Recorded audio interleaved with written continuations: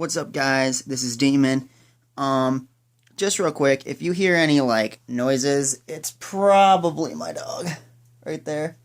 Just so you know. And also, I made a page for Dead Serious, so I'll put a link in the description so you guys can like the page. That just gives you better updates on where everybody's at with their projects. You get to know us a little bit more as people. Me, Dan, and Chloe, that is. We post videos on, what inspires us, inspirational quotes. And my dog is being an idiot. Yeah, that's what I live with.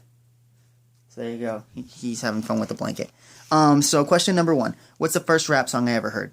I think it's Intergalactic by the Beastie Boys or My Name Is by Eminem. My dad listened to a very wide array of music while we were growing up. So it's kind of hard to pinpoint. But I would say we danced to Intergalactic. I think that's the first one I actually remember.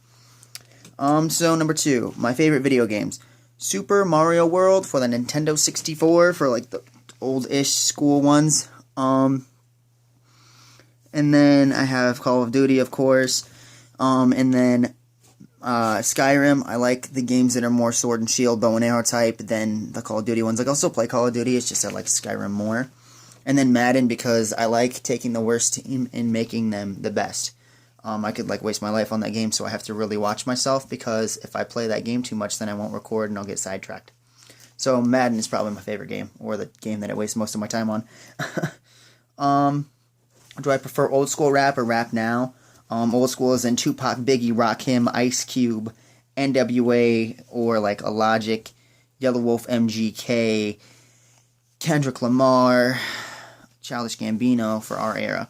I listen to more of our era, to be honest with you, but I do like to go back and listen to the Snoop Dogg, the Dre, the old Eminem, the Infinite / Slim Shady EP stuff, his darker projects, just for a little bit of inspiration. So I probably prefer the new school, to be honest with you. I listen to that more, but I respect the craft of the older MCs, and I feel like lyricism was a little bit more prevalent in the music of yesterday than today. As in, the Biggie, the Tupac, instead of, Logic and Kendrick. They're lyrical, but we do have a lot of rappers nowadays, like Future, that aren't very lyrical. And Drake, he has his moments, but he's not, super lyrical. And now we, of course, have Slaughterhouse. But, they were just, it seemed like lyricism was more of a thing, more prevalent back then. So I would say that I listen to more now, but I enjoy a lot of then as well. So I'm pretty versatile. What labels would you sign to? Number 4. Shady Records, because Eminem runs it, and I respect every single artist that's on there. And Strange Music for pretty much the same reason. I love Tech 9. He's a huge inspiration. I can rap fast. I choose not to because I feel like I'd struggle to do it live. But I respect the hell out of both artists. Their camps are amazing, and it would be just fantastic to get any feedback on any music, period, by them, because they're such big names. But they've been around for so long, know a lot of stuff to improve a hook or improve a verse, and I feel like they would be able to help me lay out my projects a lot better than just me by myself. So either Shady or Strange Music. Number 5, the making of DSR. Honestly, Dan and I connected because he commented on one of my videos saying, you're decent, but you need some work, and here's how you can do it. And I'm like, oh, thanks for the criticism, when we started talking and Skyping and stuff. And sooner or later, it ended up ping-ponging music back and forth, just trying to help each other. And then we're like, hey, we're pretty much collaborating all the time anyway. Might as well make a group out of it. So I thought about making the page, and we met a guy named Richard who introduced us to Chloe. We had a falling out with Richard because, he was just, I don't know what his issue was, but he dissed us very lamely and then bowed out and said he was never rapping again because he didn't want us to retaliate because 3 against 1's kind of cheap. So all 3 of us were just going to go at him individually. And then we met Chloe, and she was a great asset because Dan's more of a choppy guy. I honestly make more sad music. I'm kind of breaking out of that barrier, but that's what I've been known for in the past. And Chloe is kind of a bit of both. Lyrically, I think Dan and I are still kind of above Chloe, but she's definitely not bad. She's really, really improving as an artist. But the making of DSR really pretty much was me and Dan hooking up and creating music and collaborating, and then we met Chloe, and now we're just an unbeatable unit. Honestly, If you want emotional songs, you can listen to me or Chloe. You want lyrical shit, you can listen to me or Dan. You want a fucking banger, you listen to Chloe. Like, we have every lane covered with the three of us. And on top of that, we're not just artists, we're people as well. So, like, we talk about issues that we put in our music, and that's one of the reasons I think we're so good, is because we're so close as people that then once we go into artist mode, our music is so much better, because a lot of times, like, if you get a feature verse, right, it doesn't sound like it fits there. Like, there's a song, I think it's No K, that Mitchell and my friend Mitchell and I listened to, and he's like, I don't think Wayne really got the premise of the song. And that would never happen for us, because we can talk to each other, you know? Like, I don't think Tech and Wayne are that close. So when Wayne sent his verse in, Tech was probably just like, oh yeah, I got a Wayne verse, so I'm going to keep it. Like, if Dan sends me a verse I don't like, I tell him. If I send him a verse he doesn't like, then he tells me. You know, we have a relationship to the point that, or close enough relationship to the point that if he doesn't like something, we're honest with each other when we create music. And I think that's why our music's got to be better. And we can only grow. And like I said, I do have a page now for Dead Serious, and if you want to like it, just check out the description box. And I'll also put a link to Dan and Chloe's channels down there as well. My favorite TV shows, number one for me is Friends. It's funny, and as you grow up, you get more of the jokes. And it's just such a relatable show. Like, my friends and I get in arguments all the time, like, who's who. We have decided that Mitchell is Ross. We think that Chandler is Rob, and I am Joey. But Rob, yeah, it's weird because we all have those types, those are our personalities, but we switch them between characters. Because we're all kind of the same personality, the three amigos are. That's what we call ourselves. And then House Medical Diagnostics, or Medical Diagnosis. I like the show because my brother and I watched it, and he's actually in the Navy and is doing medical things now, but he always made jokes about learning the big, like, he would learn the terminology behind House, and I was just kind of like the dumb one that sat there and watched the show. But it's a good show because he figures out problems that nobody else can solve. And, you know, my brother's kind of taking that with him because he watches House and he solves problems. I think he's a pediatrician. He's working with kids or something right now, giving shots. But that's awesome, you know, it inspired him. And next is How I Met Your Mother, because, again, I watched it with my brother. But when my brother came back from the Navy, I think it was 2 years ago now, because this year, we hung out for a while. We never watched How I Met Your Mother. We watched, like, a bunch. I think it was, like, a season. Close. It had to be close to a season of How I Met Your Mother. And it was so funny. And we just ate food, cracked jokes, laughed, and, you know, drank. So we had fun. So that's why it lands it on number 3 on my list, because not only is it a great show, it's funny. You can connect with it. And it has relatable scenarios. I watched it with my brother, and we got pretty close over it. Best Eminem song is number 7. And Beautiful, Till I Collapse or Lose Yourself. Kind of depends on my mood. Beautiful for when I'm sad, Till I Collapse for when I, like, I'm pissed off, and then Lose Yourself when I need inspiration. My favorite one is Beautiful. Top 5, Dead or Alive. Alright. We've got Eminem is 1 for me, Biggie, Eazy-E, Kendrick, and then Machine Gun Kelly for 5. Eminem because he's a number 1, because he's a master lyricist. He has made countless great number 1 hits.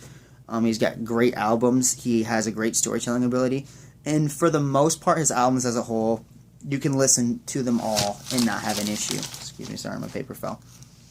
Biggie is my number 2 because he had such a presence on the track, and from what I understand is before he even went in the studio, he had his stuff memorized.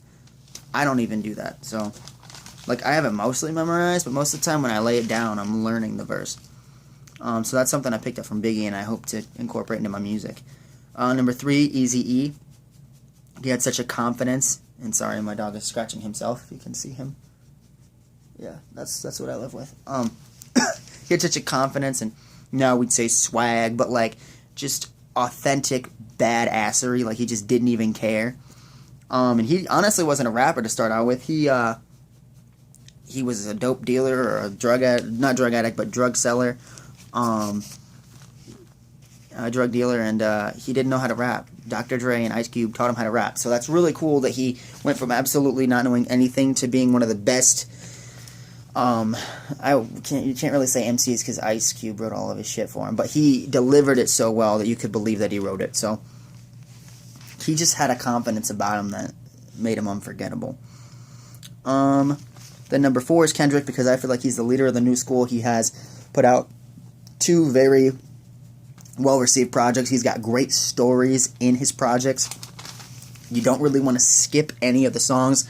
That's very rare that me as a listener, I can sit through a whole album. I don't mean sit through as in a bad thing. I mean, like, there's certain songs on an album, you're just like, you don't connect with them. Good Kid, Mad City, I literally listen to that every time I put it in my CD player, listen to it front to back. I mean, over the period of a couple of days while I'm driving, but same with To Pimp a Butterfly. Listen to that straight all the way through. And just, he is very weird the way he approaches songs and what he puts in them, like the ad-libs and the background vocals are very kind of eerie kind of feeling, you know, and he really knows how to capture the emotions that he felt and paint a very vivid picture about where he was or what was going on. And he makes you feel like you were in his shoes. Excuse me. So that is why I think Kendrick deserves to be on this list. And then number 5, probably going to be a little biased because he's one of my favorites, but Machine Gun Kelly, because he's got such a good following. He's got great lyrics. He really tells his life. There's a song, I don't remember what it's called. It's in one of his older ones. He talks about his girlfriend giving birth in a bathtub and his daughter dying. Like, that is some of the realest shit you will ever hear. That's like up there with Stan. He has another one called Dark Side of the Moon, about a kid going in and shooting up a school, and then about, again, how it's a little girl who has an older boyfriend that gets pregnant and then she kills herself. It says her and her baby brains in the tub. Damn. Like, people underestimate him and say, oh, he's corny or he doesn't belong or, you know, he's not as well liked. I say fuck that. His lyrics paint a very personal, vivid picture that just make you cringe. Like, even if he didn't go through that, the fact that he, and I think he did, because you can't paint that vivid of a picture without standing there, like, observing the things that he raps about. I'll give it to you. Some of his songs, I don't care for him. But the whole last album that he put out, I fucking love. So he deserves to be on this list. Yeah, I'm sure a lot of people think J. Cole, but I think Kendrick should be, Machine Gun Kelly should be in that spot. Number 9, How to Deal with Writer's Block. Most of the time, I get out of the studio. The worst thing that you can do is pound your head against a brick wall and just, like, sit there and watch paint dry. That's what it's like when you can't think of anything when you're trying to write. So it's better to just get yourself out of the situation, get yourself out of the studio, go out, live, hang out with your friends, go to the mall for a night, you know, do something social, do something that's out of music that doesn't have anything to do with it. Because I figured out that, for me personally, the worst thing I can do is sit here and just try to rack my brain and try to figure out whatever I got to do. That you have to stop doing that, because the more pressure that you put on yourself, the worse it's going to turn out. The more you're going to fuck up, the more stressed out you're going to be, the more you're going to get pissed off. It's better to just get out of harm's way and just leave the studio for a couple days, because you'll come back with a fresh mindset. You're not going to be as mad, and you're not going to get ticked off. Like, for example, the new song that I just sent to Mitchell and Dan and Chloe, and who Mitchell sent to like 15 people. That song, I'm not going to tell you the name of it, but that song I had been trying to write for a while, and then I got the hook down, and I was getting mad about the verse, because I'm going to have Dan feature on that song. I was getting mad about the verse, and I'm like, okay, you know, I'm not getting anywhere with it. Took a couple days off. Next day off that I had from work, I laid the verse down. Said it to Mitchell, and he loved it. So a lot of times, getting yourself out of that pressurized, like, kind of box that you put yourself in your head, where you just gotta get it done, you're not going to get anywhere with that pressure. So it's better to just release, relax, not be so hyped up about it. Be excited about your music, but don't be so pressured into getting it done that it sounds unauthentic or forced, because that's the worst. And then number 10, what new music have I recorded since we last did this? I've got one that has a bit of a Kendrick hook on it. I've got one that's super left field that nobody's going to see coming. That's the one that I just sent to Dan, Chloe, Mitchell. It's me, but it's a different me than anybody's seen. Because everybody's so used to me making that sad, oh, I hate life, I'm going to slit my wrist and blow my brains out music. That's not what that song is. I haven't made one for this project, which I'm really happy about. I've got a braggadocious song done. I've got a couple inspirational ones. I've got one kind of like a sad one, but it's not as bad, and it was the whole inspiration for the project. I have one talking about like a breakup, but it goes a different way. So I've got a lot of different stuff planned out for this. I've only got about 10 songs done right now. including the one that I just sent to Mitch, but I already have 3 with hooks done. And like I said in a prior video, I'm focused on the hooks, because if you lay the hook down, like this helps with writer's block actually too. If you lay your hooks down first and then you do your verses, it makes it a lot easier to finish a song. And it makes it a lot more fun too, because once you get the hook done, the verses just flow better. Especially, I've learned if it's a hook that you do yourself. Like, one of the big issues I think I had on Darkness to Light, honestly, was that a lot of the hooks were, like, pre-done. As in, they came with the beat instead of me doing them. My favorite hook on that whole thing was Bad Influence, because I wrote it, it was catchy as fuck, and, you know, I could vibe to it. And that's what I'm doing. I'm focused on these hooks. I'm really trying to make it something you can bob your head to. On my Grind, the solo version, that's the same hook, but that hook gets stuck in your head. The one that I just recorded, I'm not going to tell you the name of it yet, but that one has a really catchy hook. The one with the Kendrick influence on it has a very catchy hook. So I'm focused on the hooks, and for any artists out there that struggle, start with the hook, because then the verses just flow out of you. And a lot of times what's been happening to me lately is the hooks just kind of flow out of me. You know, you don't even think about it. It's just natural. And that's what music should be. It should be natural. It should be fun. So with the writer's block thing, if you're not having fun with it, then get the fuck out of the studio. Wait until the day that you feel like you can have fun with it. So yes, I have new music. Yes, Silver Lining is going fantastic. Yes, I'm pumped up. Yes, I'm in the mood to write. Yes, I'm in the studio almost every single night. I am busting my ass. I'm working, 40-hour weeks. I'm going to have a week off, which I probably won't be posting a whole bunch of YouTube videos like this part 2 thing. But from Tuesday to like Saturday, I think, is the day I come back, or Friday I'm coming back, Saturday I have the day off work, so I'll probably come home and record a little bit, but I'm just going to take a week off, no YouTube. I'm going to have my phone on me, so, if anybody has any questions or comments on a video or something, I'll still reply, but I won't really be posting any videos, unless I do like a freestyle on the road or some shit, which would be fun, or have my friends freestyle with me. So yeah, just a warning, I might be posting a little less, but I will have some advice videos come out while I'm at the hotel and stuff. At least I'm going to try. That's the plan anyway. And I got new music coming. Silver Lining is... I'm ahead of the game. So, for anybody that wants to like the page, I'll put the link in the description like I said. Go check out Dan. Go check out Chloe. We are fucking murdering right now. Dan sent me some crazy shit. I've been sending them some crazy shit. Chloe's got some stuff ready. So, honestly, this is going to be our year.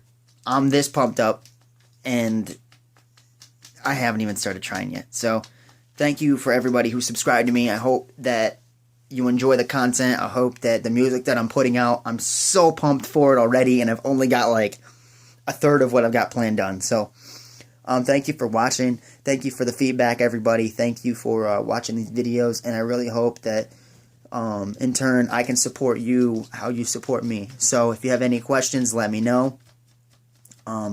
Hopefully you enjoyed the interview. Sorry about the rant, but I just want to let everybody know, if you want to collab, just hit me up on the page, on a comment. I'll be happy to collaborate with anybody who I feel like has the same passion for music that I do.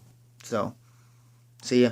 Hopefully I'll post for you guys on the week I'm gone, and just keep making music, and if you have any questions, hit me up. See ya.